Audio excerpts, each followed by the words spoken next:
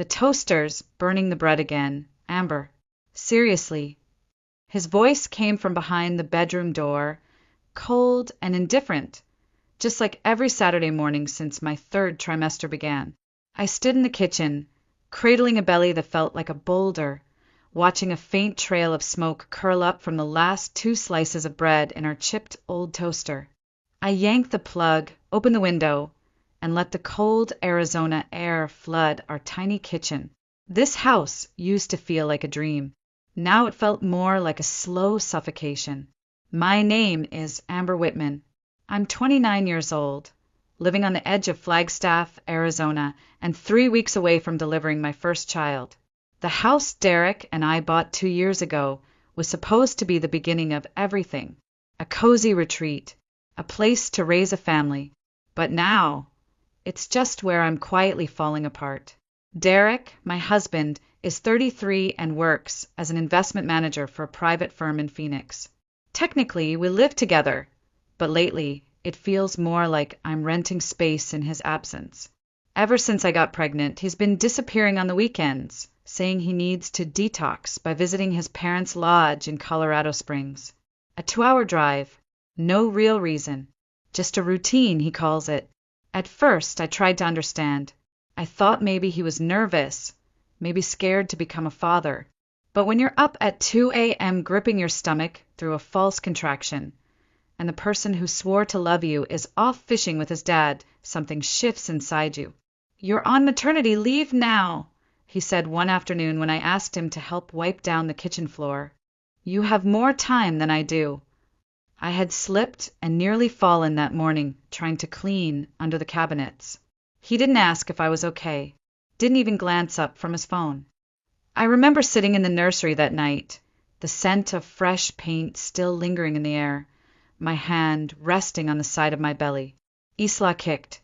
She always kicked when I was upset, almost like she was trying to say, "I'm here, Mom. I feel it too." Derek used to be kind, thoughtful. He used to call me Sunshine. Used to bring me herbal tea when I felt sick, rub my shoulders while we planned baby names.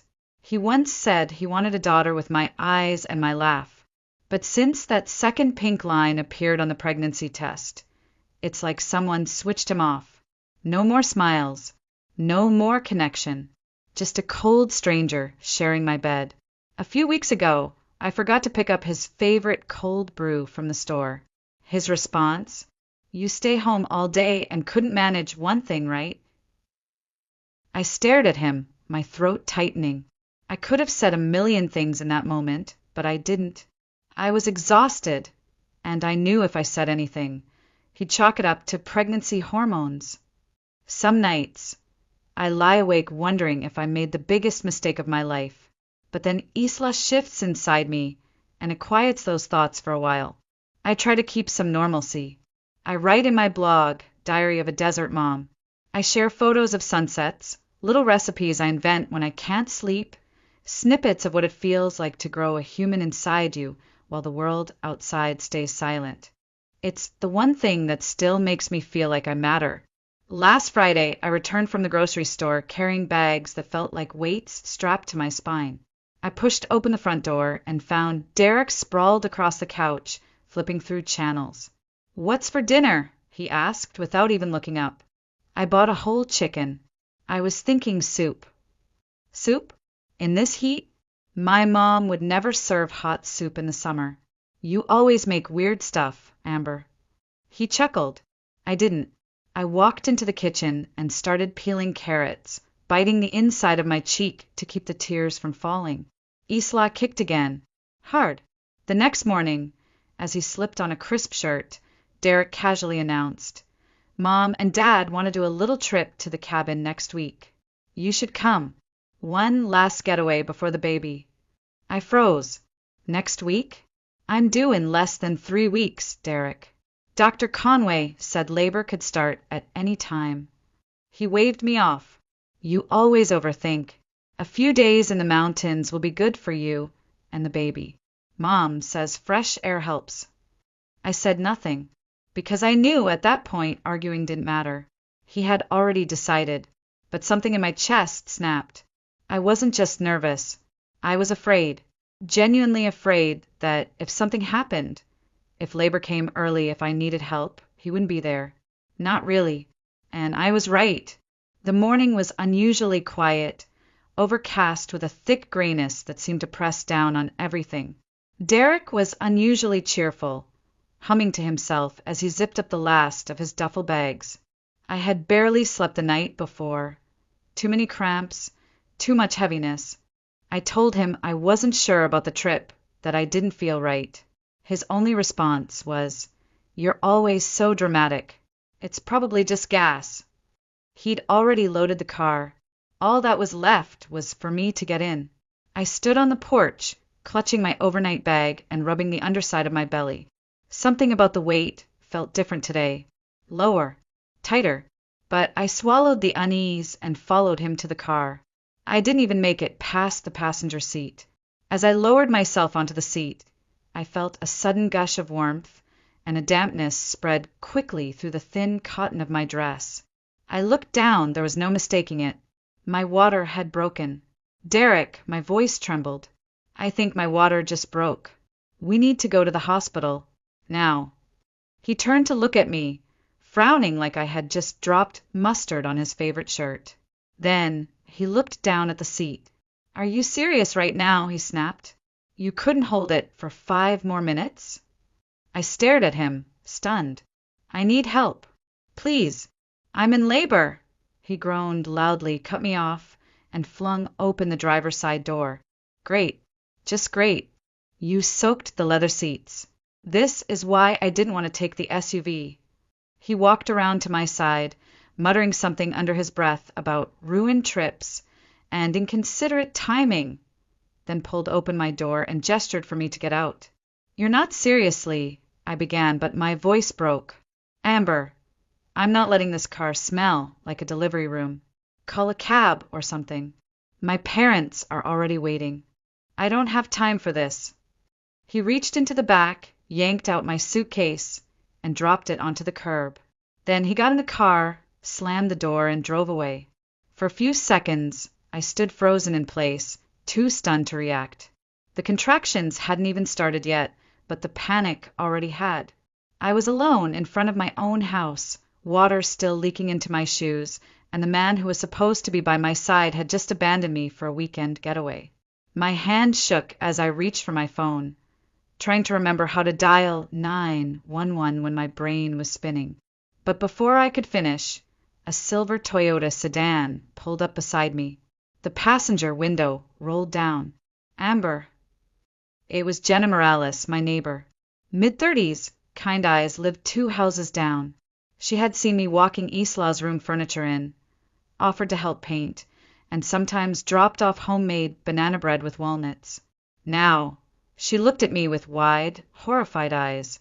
"Oh my God, get in. You're in labor." She didn't wait for permission.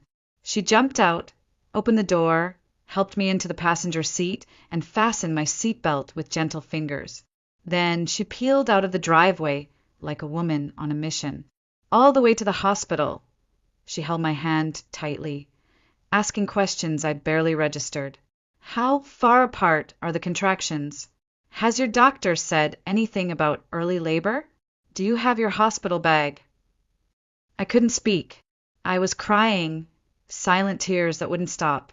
The shame, the betrayal, the fear, it all collided inside me like a wave I couldn't hold back. Jenna's voice softened. "Amber, where's Derek?" I just looked away. That silence said everything. At the ER entrance, Jenna yelled for help. Nurses rushed in with a wheelchair, and I was whisked away under sterile lights and the scent of antiseptic. My mind raced in circles, but one thought repeated over and over. He left me. He left me. He left me. They rushed me into the maternity ward. I heard voices. "She's dilating fast. Keep breathing. Is this her first?" But I barely heard them.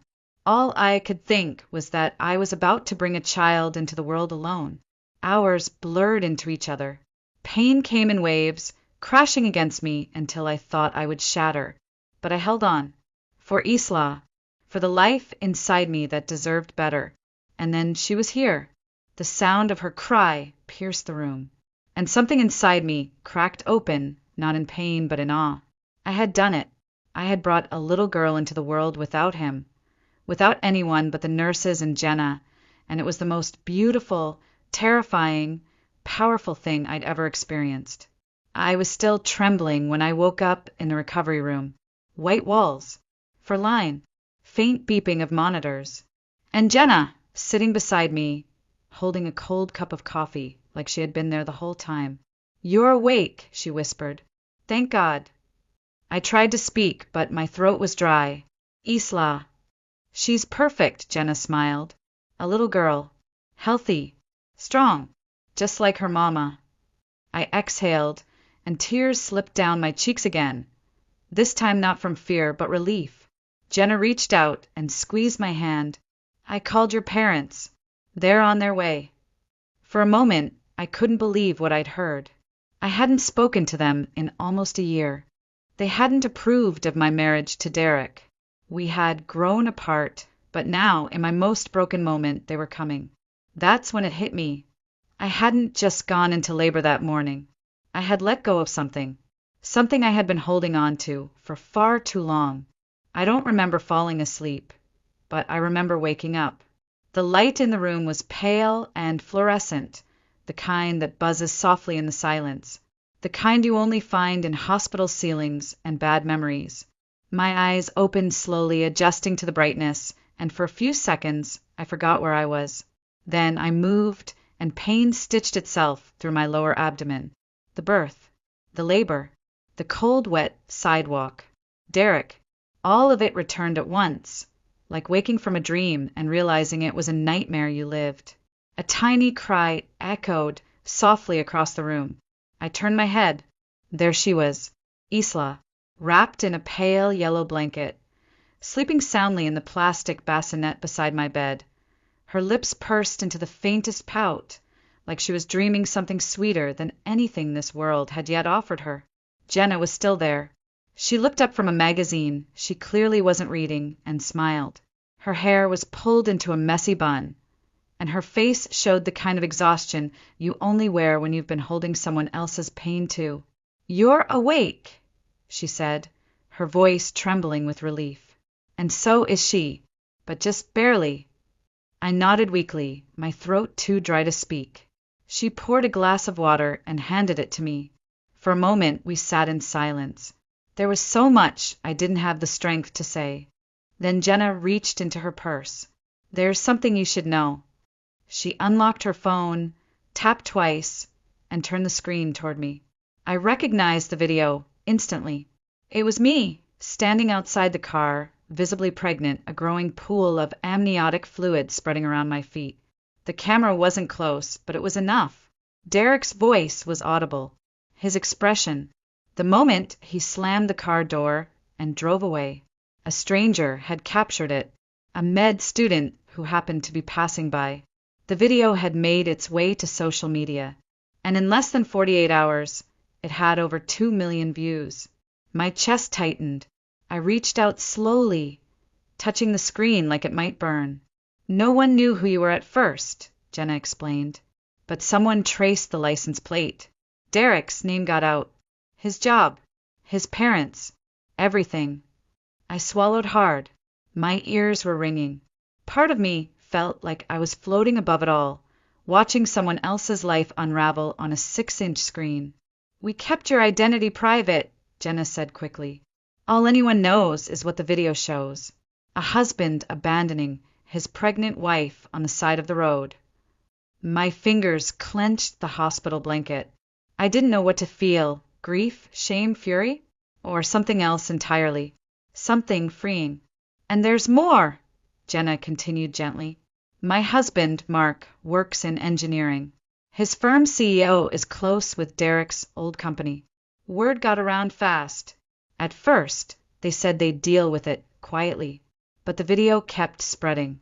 Articles, reaction videos, hashtags. It didn't stop." I looked at her, barely able to form the words. "What happened?" She sighed. "He was suspended. Then this morning his contract was officially terminated. Conduct severely damaging to company image. I stared at her. My chest rose and fell. I should have felt vindicated, triumphant, but all I felt was empty. What about his parents? I whispered. Jenna hesitated. It's not pretty. People started recognizing them, too. Neighbors have come forward. Stories about yelling, about how they treated you. Someone even posted a video from Claire's birthday party last year, her mocking you in front of guests. I closed my eyes. I remembered that night too well. I had been 7 months pregnant. Claire had laughed at the scarf I made her, calling it cheap and desperate, then told everyone I waddled like a duck. Jenna kept speaking. Their lodge, Pine Grove? They had to shut it down. People are boycotting. Protest signs out front.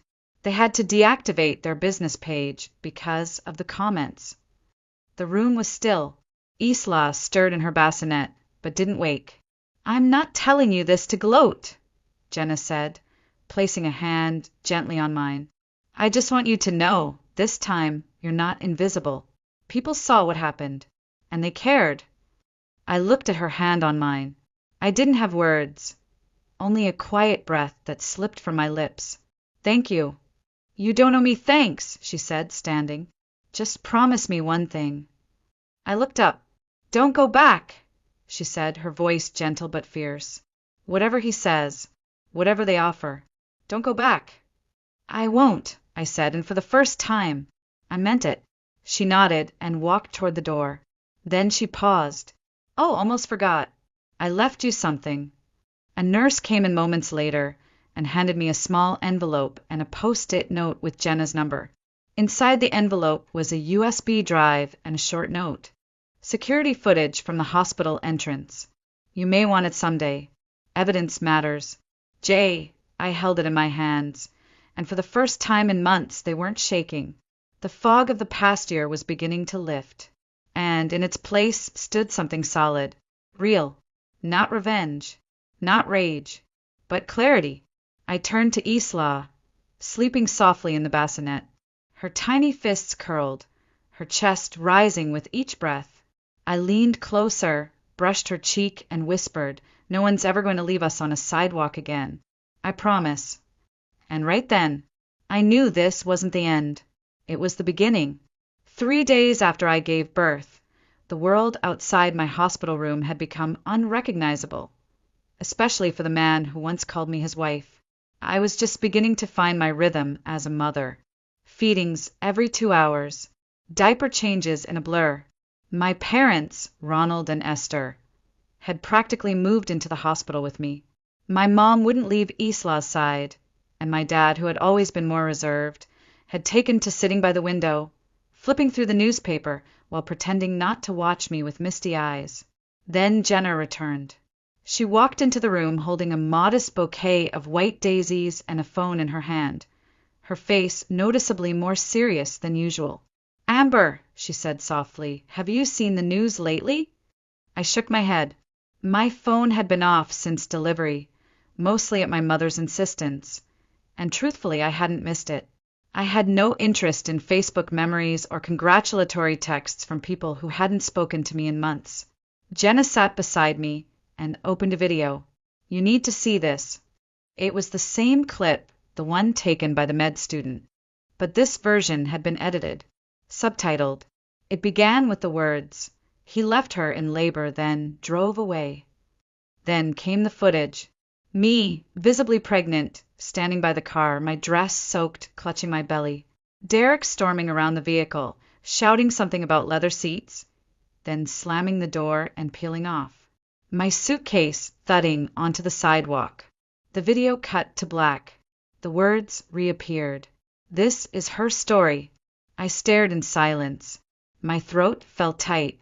The video had over 3.4 million views. It exploded overnight, Jenna explained. People are furious. Influencers, podcasts, TikTokers, everyone's talking about it. Talking about me, I said bitterly. No, talking about him. She began scrolling through comments. He should be arrested. This is spousal neglect, period. She's better off without him. That baby's lucky to have her. There were thousands like that. Some were angry. Others were heartbreaking. Dozens of women sharing their own stories of abandonment, betrayal during pregnancy, or being left to raise a child alone. For a moment, I just sat there in stunned silence. Derek had always counted on one thing, my silence, my willingness to keep things private, to keep the peace. That silence was now broken by millions of voices. It didn't stop there, Jenna continued. People found his old LinkedIn, his firm's page. They left comments, shared the video. It reached the board of directors. And then they cut him loose. He was fired. She nodded. Terminated. Conduct damaging to company reputation. His name's basically radioactive now. I didn't know what to feel. Not joy. Not yet. Just a strange, quiet exhale I hadn't realized I'd been holding for months. Jenna leaned forward. And it's not just him. His parents are taking heat too. Neighbors are coming forward. Someone even leaked a recording from Claire's lodge, her calling you a spoiled stray cat who trapped her son with a pregnancy. I blinked slowly. I remembered that night too well. Claire had whispered that insult behind her wine glass, loud enough for her friends to laugh. The internet's not letting it slide, Jenna said. People started leaving negative reviews on their business pages. Some even staged a protest outside their main lodge. They had to close for the weekend. I didn't respond. I didn't know how to process it. I'd lived with their contempt in silence for years, and now it was being laid bare for the world to see. But this wasn't about revenge. Not anymore. It was about truth. A truth too loud to ignore, too real to dismiss. Jenna reached into her purse and pulled out a small card. I know you didn't ask for this, but Mark called someone he knows. A woman named Nina Caldwell. She's a family law attorney. Sharp. Calm. She can help. I took the card and ran my thumb over the embossed name. I wasn't sure what to do yet, but I knew I couldn't keep living like this, dragging around the broken pieces of a marriage that had tried to erase me. I'm not telling you to sue him into the ground, Jenna said, standing. But you deserve better than this. And Isla deserves better too. After she left, I sat there for a long time, watching Isla sleep beside me. Her tiny chest rose and fell with perfect rhythm, a rhythm that didn't care about scandals or shame. I looked down at the USB drive Jenna had given me, still unopened in my hospital drawer. And I knew. It was time to open it. I left the hospital on a crisp morning that smelled like autumn and new beginnings. My parents had transformed the guest room of their home in northern Flagstaff into a cozy nursery. Soft yellow walls, a white crib beside the window, and a rocking chair that creaked with every push.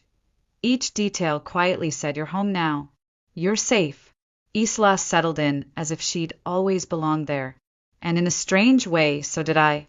But the texts began almost immediately. From Derek. At first, they were filled with panic. "We need to talk. You overreacted. You're making this worse than it is." Then they turned to guilt.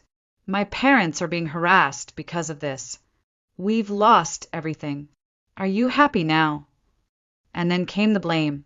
"You're the reason I lost my job. If you hadn't made such a scene, none of this would have happened." I never replied, because there was nothing left to say. That night, I sat down at the kitchen table with my dad. He didn't push, just waited, letting the silence breathe. "I want to end it," I said finally. "All of it. For good." He nodded slowly. "Then we'll do it right." He gave me Nina Caldwell's number. The next morning I called. Nina was everything Jenna said she'd be. Sharp, composed, and with a voice that made you feel like no matter how bad it had been, you were finally in capable hands. I brought her the hospital video, the voicemail, the texts. I even handed over the old recordings I'd secretly kept. Derek yelling at me during pregnancy, mocking my cravings, slamming doors when I cried at night. She didn't flinch. She just listened. Then she said, "We have more than enough." We filed for divorce the following week. I requested full custody and a child support arrangement based on Derek's income prior to termination.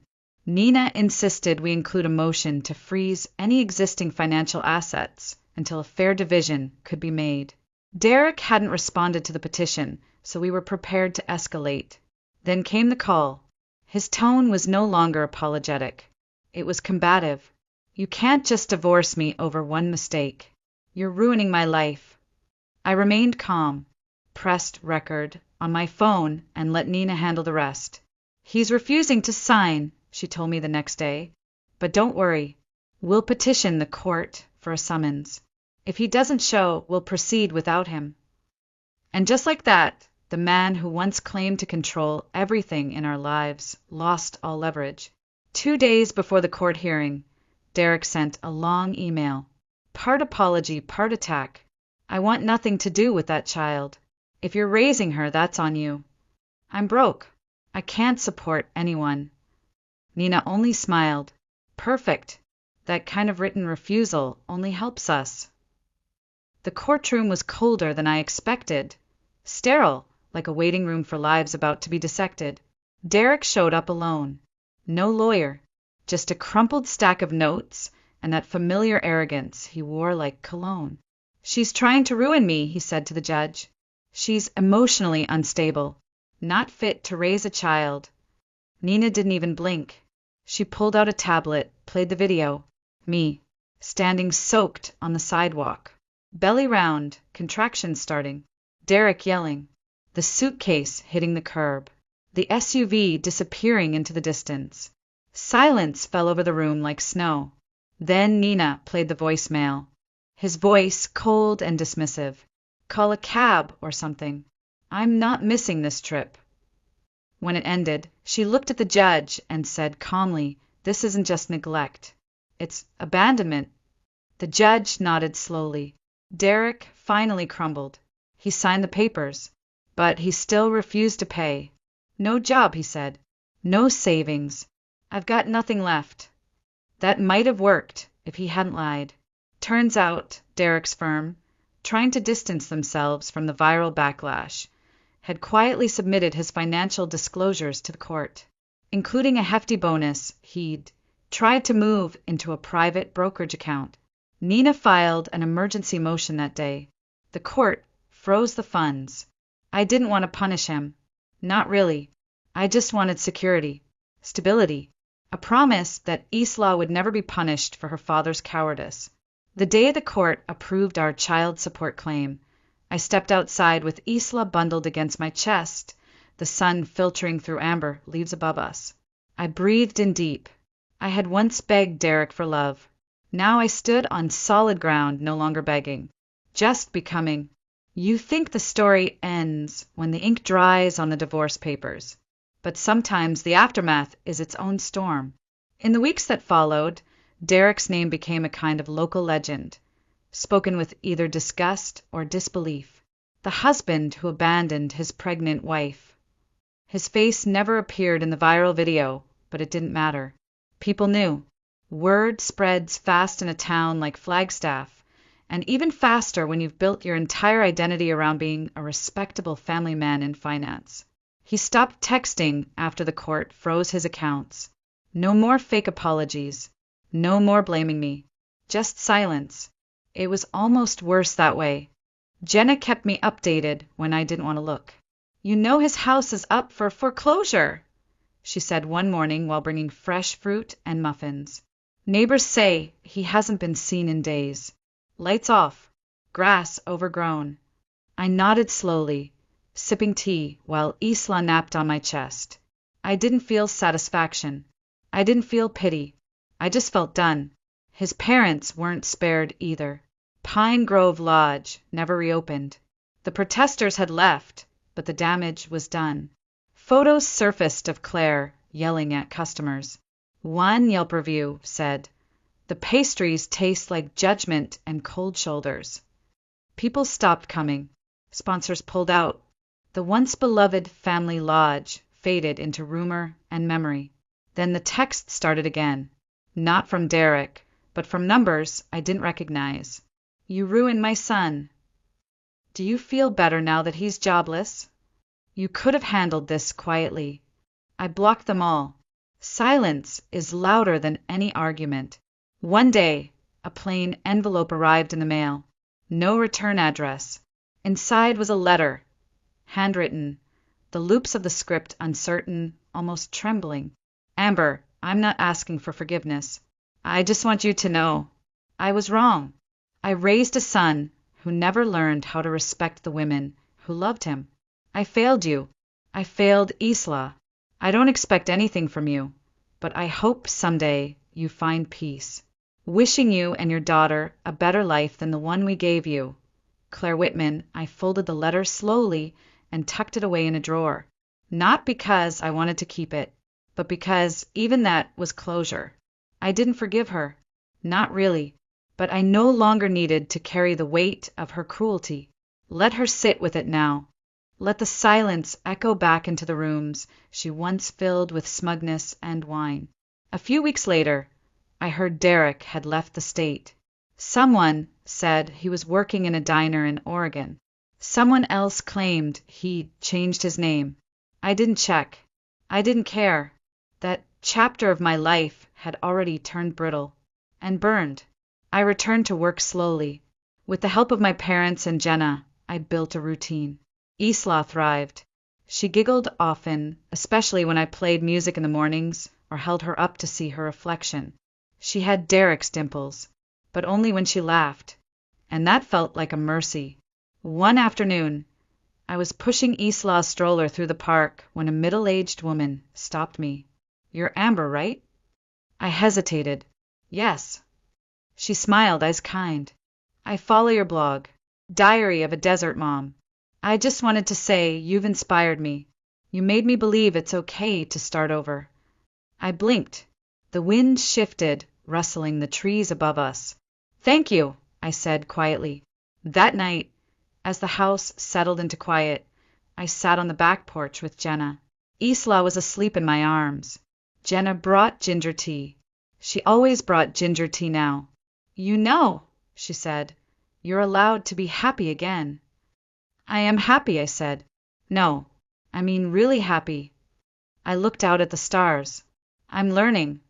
And I was. Every day, healing came slowly, like sunlight through fog. Not all at once. Not with some dramatic transformation. Just a series of quiet, steady moments where life started to feel like mine again. Jenna visited every week, sometimes bringing fresh berries, sometimes nothing but her time.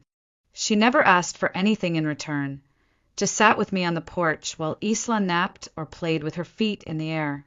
She told me stories about her job, about growing up in Tucson, about the time she almost became a travel photographer but chose steadiness instead. I started to realize she wasn't just my neighbor, she was family now. It was during one of those long porch afternoons that I first met Evan. He stepped out of Jenna's car, tall, quiet, sunburnt from a weekend hike. She waved him over casually. Amber, this is my son, Evan. He's the structural engineer I told you about, the one who spends too much time fixing bridges and not enough sleeping. He smiled, a bit shy, and held out a calloused hand. It's nice to finally meet you. I've heard a lot. I raised a brow. All good, I hope. He grinned.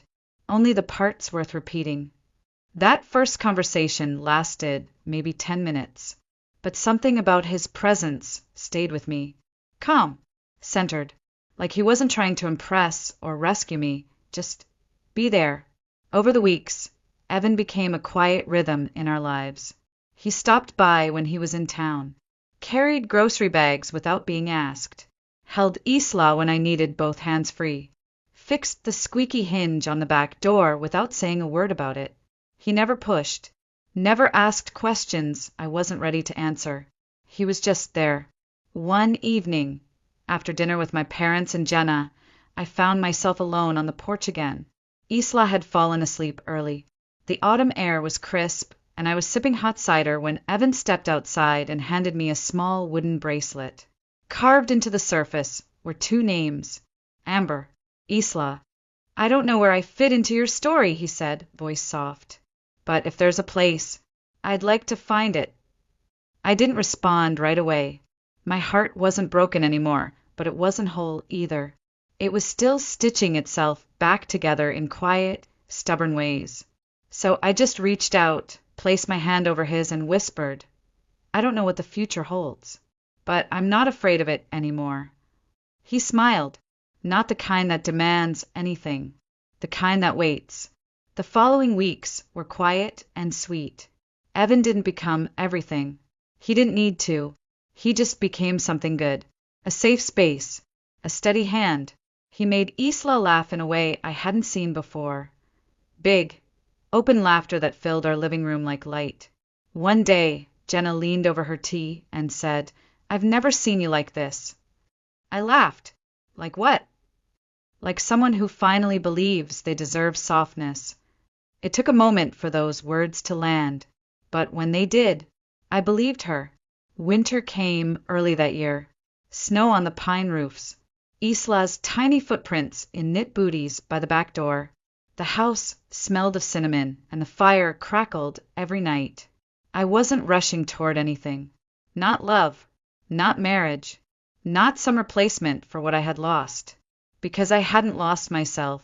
I had reclaimed her. One slow, brave, impossible step at a time. And as I rocked Isla to sleep beside the fire, Evan humming a lullaby from the kitchen, I realized something. This wasn't a second chance at love. It was the first time I'd ever had it at all. Some people say motherhood is sacrifice. Others say it's strength. For me, it became clarity. I used to believe that becoming a mother meant losing something. My independence, my identity, my worth as a woman outside of being someone's wife. But Isla taught me otherwise. She didn't ask for perfection. She didn't need me to be composed or strong all the time. She just needed me to be there, to keep showing up. And I did, every morning, through sleepless nights, through tears I didn't even try to hide anymore. And slowly, that's how I came back to myself. After everything collapsed, I realized something nobody had warned me about. Survival is loud at first. Courtrooms, lawyers, public shame. But healing is quiet.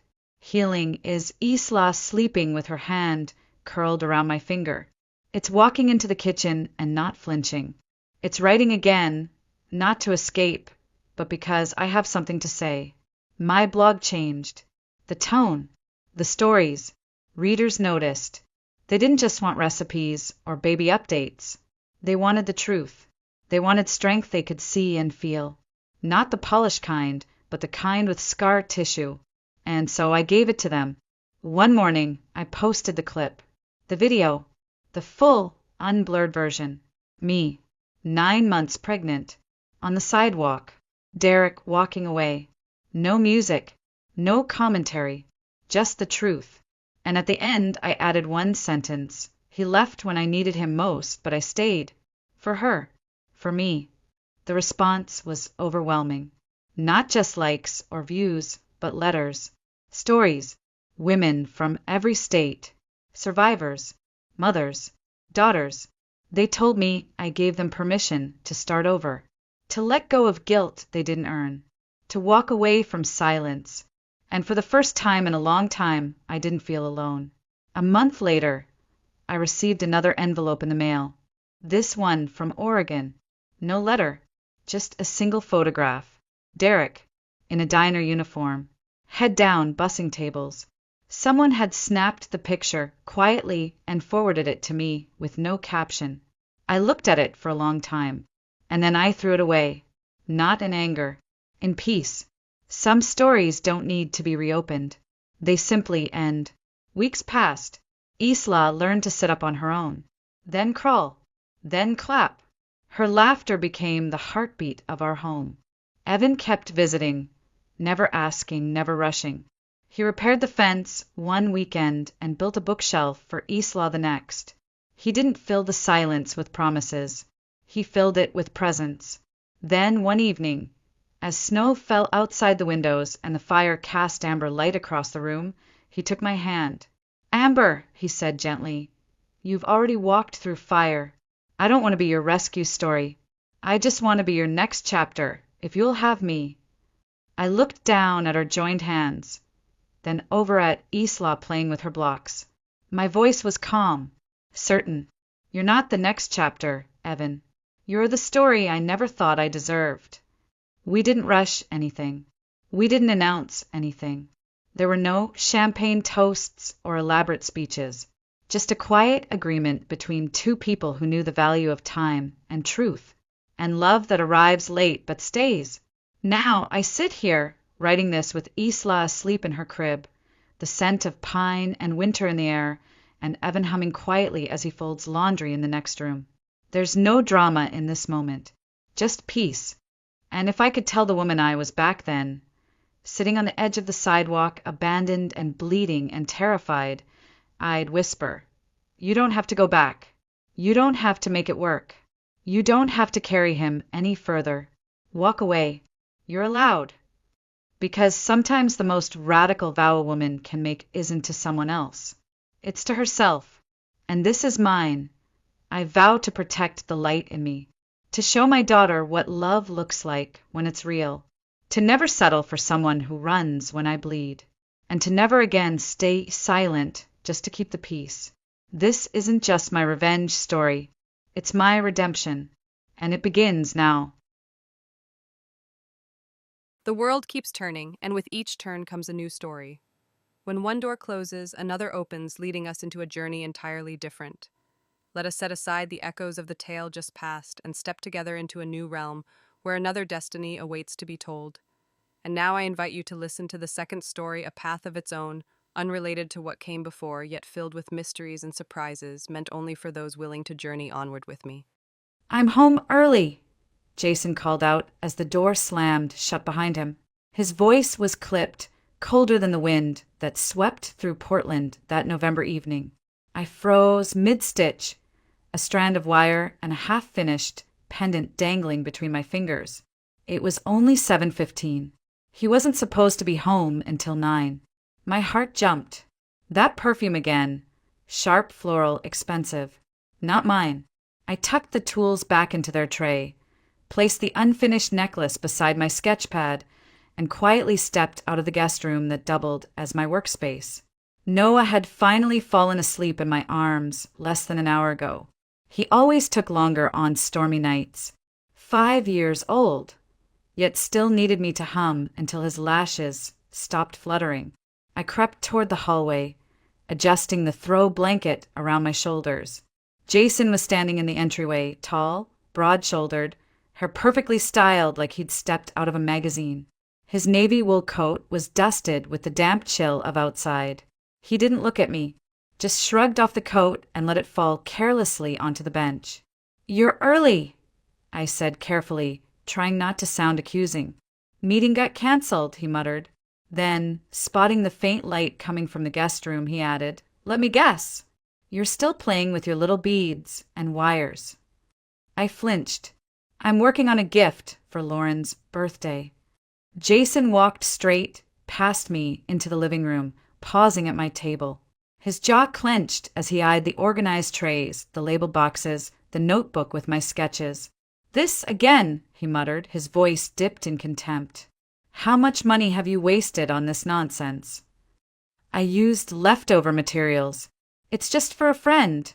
He picked up a pendant with a pair of tweezers and examined it like it was some disease under a microscope.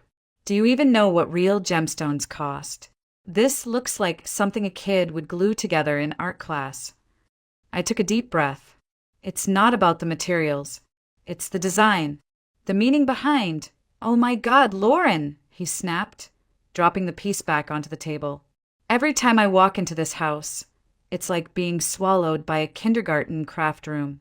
Beads on the floor, chicken casserole in the oven, toys everywhere. You used to be interesting." That stung deeper than I expected. I folded my arms across my chest, holding myself together. "I work a full shift at the store. I take care of Noah, and I use the evenings to do something that makes me feel alive. I'm doing my best, Jason." He turned to face me, his eyes sharp. "Your best? You're a cashier at a bead shop, Lauren. That's not a career. That's a cry for help. Meanwhile, I'm breaking my back every day to provide for this house while you waste time stringing fake pearls like it's therapy. I never asked for a mansion. I just want peace. A roof, our son, and a little time to breathe. Jason laughed, bitter and low. Peace? That's rich. You think this, he gestured around the room, is peace? This is suffocation. I walk in and all I see is you in your stretched out sweatpants, no makeup, hair tied up like some frazzled PDA mom. And I wonder, how the hell did I end up here? I stood still, the weight of his words crashing over me. We have a child, Jason. We're a family. No, we're a prison sentence with a bedtime routine, he hissed. You used to be fun. You used to be sexy. Now all you care about is sleep schedules and discount groceries. And don't even get me started on Noah's daycare. God knows what kind of germs he brings home from those runny-nosed kids. We can't afford private preschool, I whispered. You know that. I make good money, he shot back. But we're still broke because everything goes into diapers and casseroles and your stupid wire hobby. Jason, please, I said, my voice barely above a breath. Don't talk about our son like he's an expense. He walked past me into the kitchen, opened the fridge, slammed it shut. Nothing good again. I'll eat in the city. I stood frozen in the doorway, unable to process what was happening, when he turned and threw it all at me. You know what? Let's stop pretending. I don't love this life anymore. And I sure as hell don't love what you've become. His voice dropped, almost gleeful. You want to know why I'm coming home late, Lauren?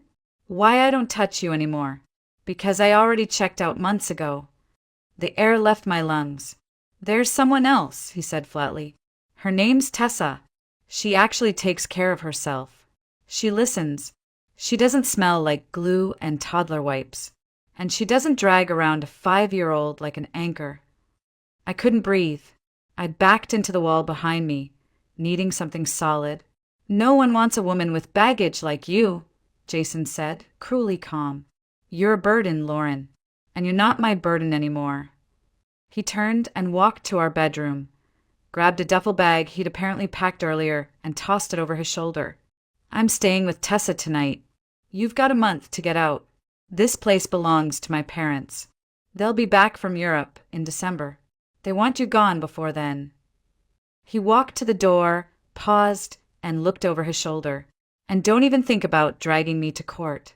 You won't get anything. I'll give you the minimum. He was gone before I could say another word. The door slammed behind him like the lid on a coffin. And I stood there in the living room, my arms wrapped around myself, staring at my work table, now feeling like a crime scene. Somewhere down the hall, Noah stirred in his sleep, murmuring softly, sensing the shift in the air. I didn't cry. I couldn't. My hands were trembling too hard, my jaw too clenched. I walked over to the work table and slowly began to pick up the scattered beads he'd knocked to the floor. One by one. Silver, blue, pearl. He said no one would want me, that I was just a cashier with a kid and a hobby. Maybe he was right. But as I clutched the wire-wrapped pendant I hadn't finished, something inside me refused to shatter completely. I looked toward the hallway, where Noah slept peacefully, unaware that everything had changed. Maybe I was broken, but I wasn't done. The morning after Jason left, I woke up on the couch, still wearing yesterday's clothes. My back ached. My mouth was dry. For a moment, I didn't remember why the house was so quiet, until I sat up and saw the empty space where his coat usually hung. The suitcase he'd packed was gone. The door was still locked, but the cold draft near the threshold told me it had been opened in the middle of the night. I hadn't imagined it. He was gone.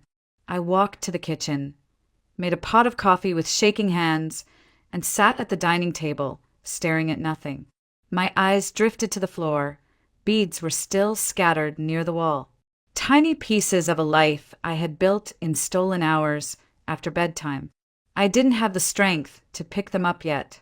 Noah padded into the kitchen in his pajamas, holding his stuffed rabbit by one ear. "Mommy, where's Daddy?" I swallowed. "He had to leave early for work, baby." Noah looked unconvinced, but he didn't press. I poured him a bowl of cereal and kissed the top of his head, trying to hide the tremor in my hands. Jason had forgotten his phone. It was lying face down on the console table by the front door. I wasn't looking for anything. I just wanted to plug it in before it died. But when I picked it up, the screen lit up one unread message.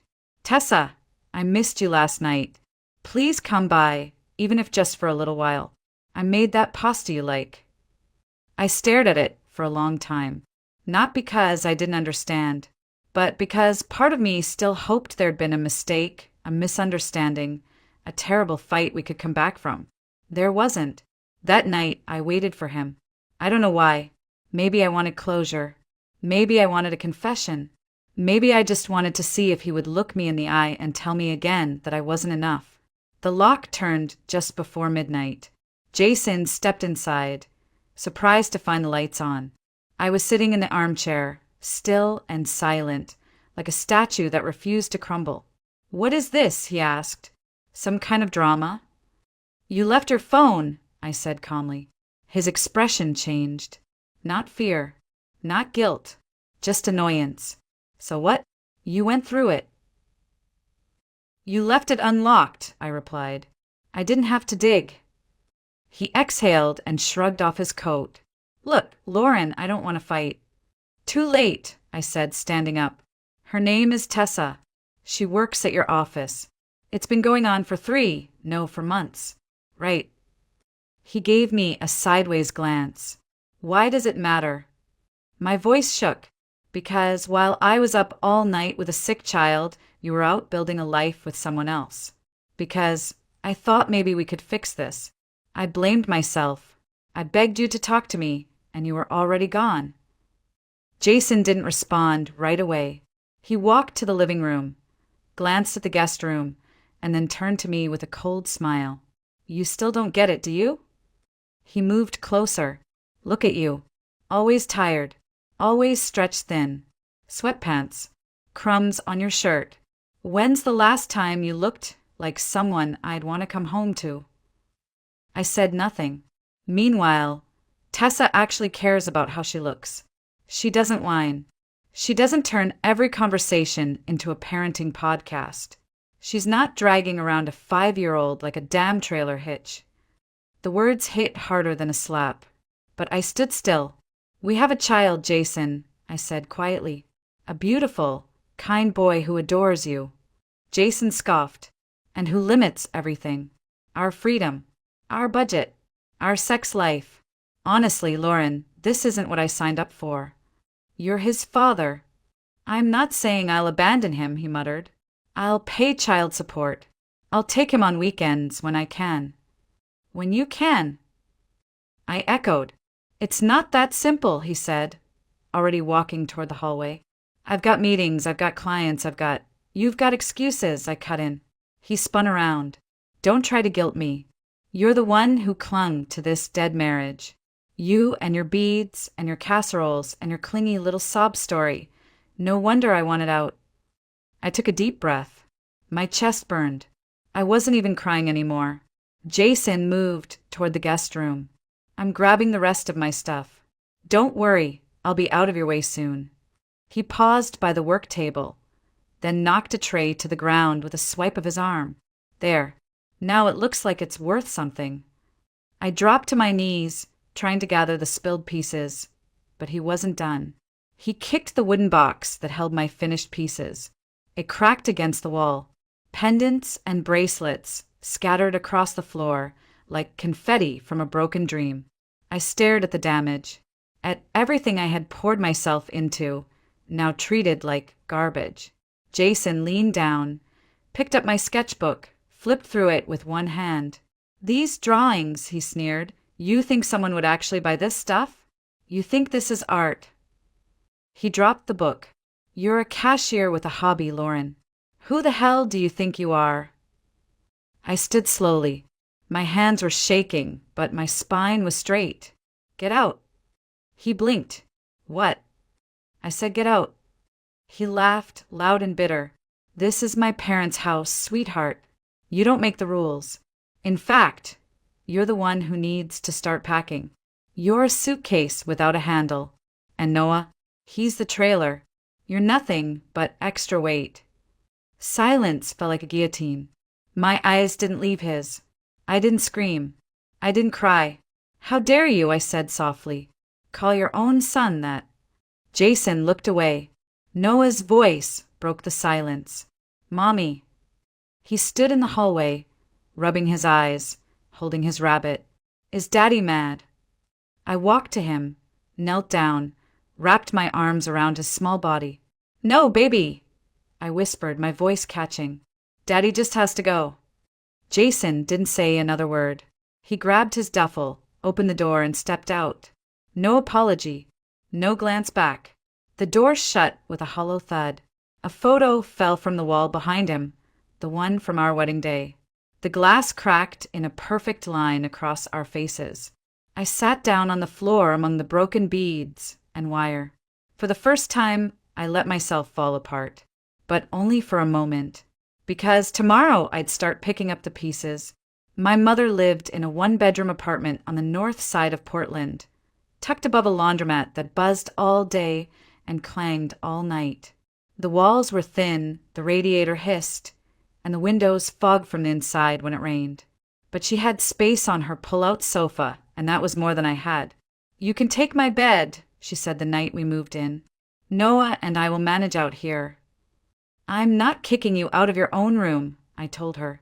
We'll make it work. She gave me a look, but didn't argue. That was her love language, offering things wrapped in practicality and grumbles. We'd never been the kind of family that said, I love you out loud. But that night, when she handed Noah a fresh pair of pajamas and told him she'd warmed the blankets in the dryer, I saw it in her eyes. For the next 2 weeks, I worked mornings at the craft supply store, dropped Noah off at Rosewood Daycare, and spent the evenings hunting for a second job. Cashier, waitress, janitorial, anything that paid. The problem wasn't experience, it was availability. No one wanted to hire a single mom who could only work after 6 p.m. At night, when Noah was asleep and my mother was watching game shows in the living room, I would sit on the floor beside my plastic craft box and try to create something that didn't look like desperation. One Thursday afternoon, my coworker Lauren Fields leaned across the register and said, Hey, what are you doing this weekend? I blinked. Surviving. She smiled. You should come with me to the Portland Artisan Market. I reserved a table weeks ago, but my sister bailed last minute. You can split the space with me. I don't sell my stuff, I said immediately. You make beautiful things, Lauren. They're just gifts. For birthdays. For fun. She tilted her head. Fun is good, but you need rent money, right? That hit harder than I thought it would. I don't know if anyone would buy it, I mumbled. You won't know unless you try.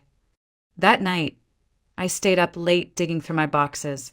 I didn't have inventory, just a few bracelets, a handful of pendants, some wire-wrapped earrings that hadn't been destroyed in the wreckage of Jason's tantrum. I wiped each piece clean, labeled them with handwritten tags, and packed them into a shoebox.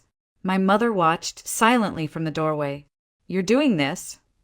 I'm going to try. She crossed her arms. You'd have better luck applying to that new supermarket downtown. They're hiring night shift stalkers. I need this, I said simply. She didn't understand, but that was okay. She didn't have to. The next morning, I buttoned up the only clean blouse I had left and braided my hair back. I packed Noah's backpack with snacks and coloring books, and we walked 3 blocks to the bus stop. Are we going to sell your shiny things? He asked. Maybe, I said, squeezing his little hand. If we're lucky. The market was in a park just off Burnside Street, lined with pop-up tents and rows of folding tables. The air smelled like cider and roasted nuts. Families strolled past with paper bags, toddlers riding on shoulders, music drifting from a nearby guitar player. Lauren had already set up her half of the table with crocheted toys and knit scarves. I laid out my modest collection on a black cloth, silver wire, blue glass beads, a tiny pendant shaped like a moon. My hands were trembling. Lauren bumped my elbow gently. Stop shaking. You look like you're about to confess to a crime. I feel like I'm about to be laughed at. No one's laughing. But I wasn't convinced. I watched shoppers drift past, pausing at booths with elaborate displays, rows of polished stones and laser-cut wooden signs. My table looked like a garage sale in comparison. At one point, I glanced over and couldn't find Noah. Panic clawed up my throat until I spotted him on a bench nearby, flipping through his dinosaur bookmister. Rabbit perched beside him. He looked so small, his legs swinging over the edge, unaware of how much of my life was balanced on this moment. Around midday, a woman stopped in front of my table. She picked up a dragonfly brooch, studied it in the light, and said, "This is beautiful. How much?" My voice cracked. $3.50. She smiled. "I'll take it. My sister will love it." I wrapped it in tissue paper with shaking hands. She paid in cash and walked away. I stared at the money in my palm. It wasn't much, but it was something. By the end of the day, I'd sold 2 more bracelets and a pair of earrings. Not enough to change our lives, but enough to feel like I existed, like I mattered, like someone, somewhere, saw worth in what I created. Noah ran back to the table holding 2 ice creams. "One for you," he beamed. "Where did you get money for this?" "From my book money." And the man at the stand said moms should have treats too. I took the cone, and for the first time in weeks I laughed. I didn't know it yet, but that little moment, sticky fingers, melted sugar, and 3 pieces of sold jewelry, was the beginning of everything. 2 weeks after that first market, I found myself standing at the same folding table, this time with 5 new pairs of earrings, 2 necklaces, and a fresh batch of wire-wrapped rings I'd stayed up making between Noah's bedtime stories and my own exhaustion. It still didn't look like much, but it was more than before. Lauren had brought a thermos of coffee and handed me a cup without asking. "You keep showing up. That's what matters," she said. I nodded and sipped, watching the crowd slowly grow as the morning sun chased away the last of the fog. A man stopped at our table, well-dressed, early 40s maybe, with a clean black coat and the kind of calm presence that makes people step aside without knowing why. He didn't speak at first, just studied my pieces with quiet concentration. His eyes lingered on a ring wrapped in rose gold wire around a milky white stone. It wasn't perfect. The wire had a tiny kink near the setting, but I'd left it in because something about the imperfection felt human. He picked it up and held it toward the light. "Did you make this?" I nodded. "Yes, all of them." "What's the stone?" "Opalite," I said. "Synthetic, but it catches light beautifully." He turned it over between his fingers. "Do you usually work with base metals?"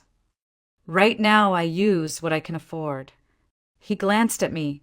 "You sell anywhere else besides this market?" "No," I said honestly. "I work part-time. I make pieces at night. This isn't a business yet." He smiled faintly, then handed me a card. "Ethan Cole, Sterling Grace Jewelry." I blinked. "The Sterling Grace? In Riverstone Galleria." He nodded. "We feature local designers. We rotate collections every quarter. I'm looking for someone with original vision, someone who understands detail." I stared at the card. It felt too heavy for a piece of cardstock. "You're serious?" "I wouldn't be here if I wasn't." He paused, then added, "I'm not offering a fairy tale. We'd start with a trial. 10 pieces. If they sell, we talk next steps. Interested?" My brain scrambled. I can't afford high-end materials, and I work another job. "We'll supply the stones and metals. You bring the hands and the heart." That part caught me off guard. The heart. "I don't have a studio," I said. "You seem to be doing just fine without one." He looked at the rest of the table, then met my eyes. "Call me Monday." Then he walked away. Lauren turned to me, mouth slightly open. "Did that just happen?" I stared at the card in my hand. I think it did. When Monday came, I called. My voice shook when I asked for Mr. Cole, but his assistant was kind, and within 2 days I found myself standing inside Sterling Grace. Walls of glass, marble counters, light bouncing off crystals like stars trapped in stone. Ethan met me in a back room that smelled like leather and lavender polish. He slid a box across the table, small stones, wire spools, tiny bags labeled with price codes. Use these. Keep track of hours. Sketch designs before you start. I picked up a teardrop of smoky quartz. It felt cool and ancient in my palm. 10 pieces. I confirmed. Yes. And if they don't sell? Then we thank you, pay for your time, and move on. Fair. Firm. But not unkind. The next few weeks were a blur of balancing acts. Day job, Noah's daycare, grocery runs, late nights shaping wire under a desk lamp while my son slept beside me on the sofa. My fingers blistered. My eyes ached. But the designs came. Not rushed. Not copied. Mine. I named each piece after something I missed. Twilight wind. First snow, quiet courage. When I dropped off the box, Ethan barely looked up. We'll display them next week. I tried not to hope, not to imagine someone touching one of my necklaces and feeling what I felt when I made it. But that Saturday the call came. 3 pieces sold on the first day, his assistant said. Mr. Cole asked if you could bring more.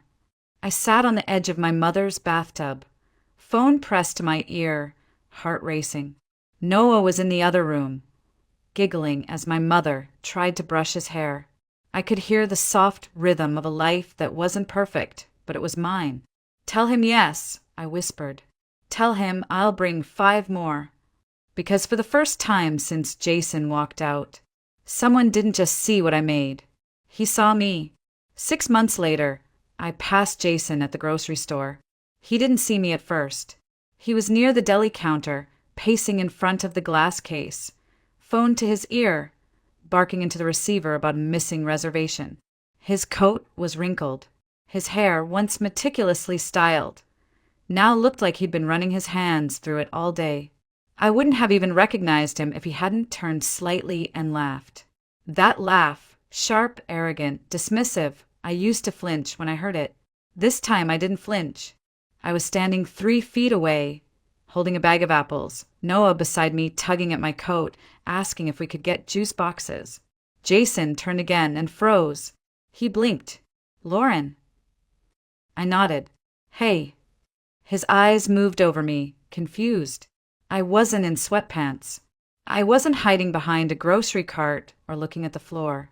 I was in a long camel coat, scarf tucked neatly, makeup soft but certain. My posture was different, straighter.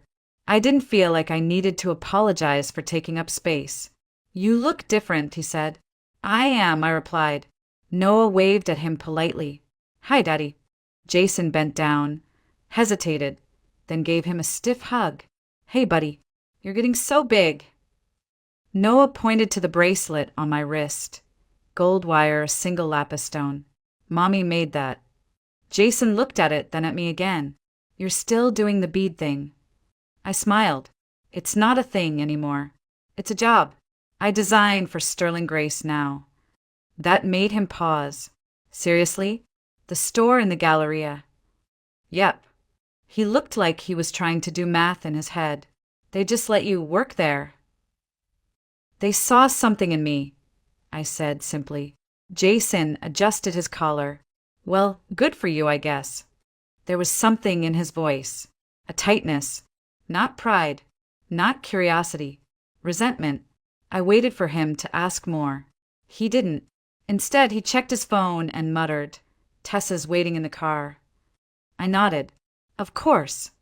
He looked at me one more time, then said, You look well. Thanks, I replied. Then I turned and walked away. I didn't look back. And for the first time in a very long time, I felt the full weight of my spine supporting me, not out of defense, but because I was whole. Later that week, Ethan invited me to a dinner celebrating the opening of a new Sterling Grace location. You've sold 43 pieces in the last 3 months, he said. People ask for your work by name. I didn't know what to say. He held out a small box. This is from the team. Inside was a pendant, moonstone in a silver teardrop setting, minimalist and perfect. On the back, etched in delicate script, you were always enough. My throat closed. Ethan watched me for a moment. You okay? I nodded. Yeah, just surprised. You shouldn't be. At dinner, I sat at a table with other designers, people who'd spent years in studios, schools, boutiques. I expected to feel out of place. I didn't. They asked about my process, my inspirations.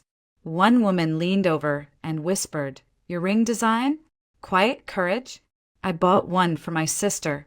She cried when she opened it. And just like that, I belonged.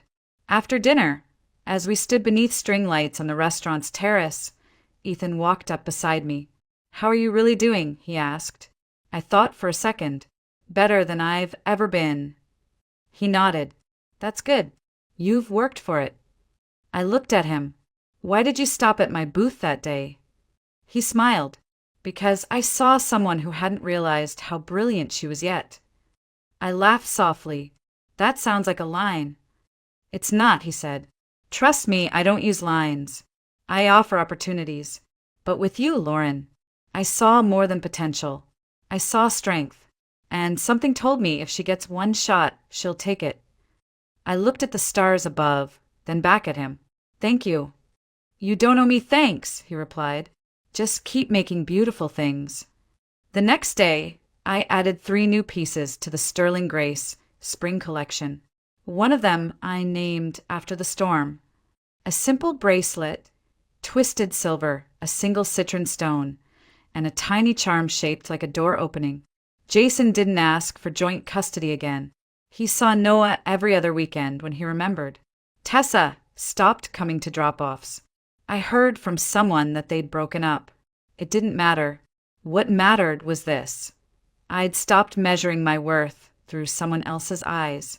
I had found my hands again, my fire, my voice, and in the quiet moments when Noah was curled beside me and the apartment smelled like lavender and melted wax, I would look at the pieces I had created and whisper to myself. I was never a burden. I was a beginning.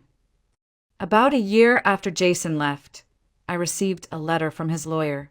It was thin, 1 page, printed in a generic serif font.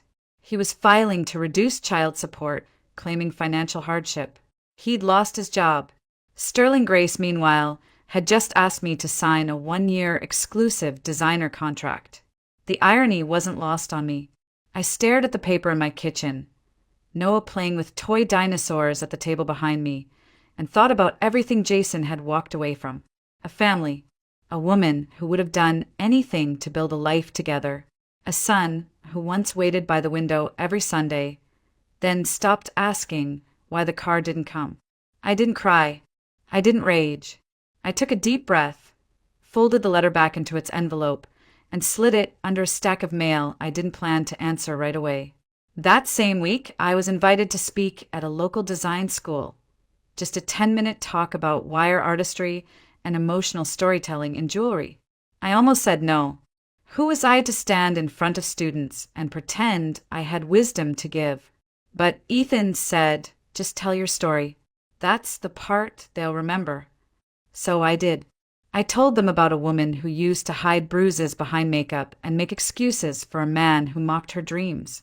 I told them how I made jewelry on the floor of a cramped apartment while my son slept beside me and my mother quietly judged from the kitchen. I told them how the first customer to buy one of my rings didn't just pay $3.50. She gave me a reason to keep going. When I finished, a girl in the front row raised her hand. How did you get brave enough to leave him? The room went still. I smiled gently. I didn't feel brave.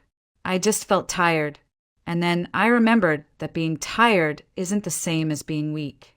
Sometimes it's the body's way of saying, it's time. Afterward, she waited to speak to me privately. She was young, maybe 19, wearing sleeves that didn't match the weather. She didn't say much, just handed me a note, folded 4 times. Later that night, I read it. It said, "Thank you for reminding me that broken doesn't mean worthless." I kept that note in the back of my sketchbook. A few weeks later, Sterling Grace hosted a gala. It was their biggest event of the year. Velvet dresses, champagne, glass pedestals displaying collections from their top 5 designers. One of those pedestals held a necklace I'd made called Reclaim.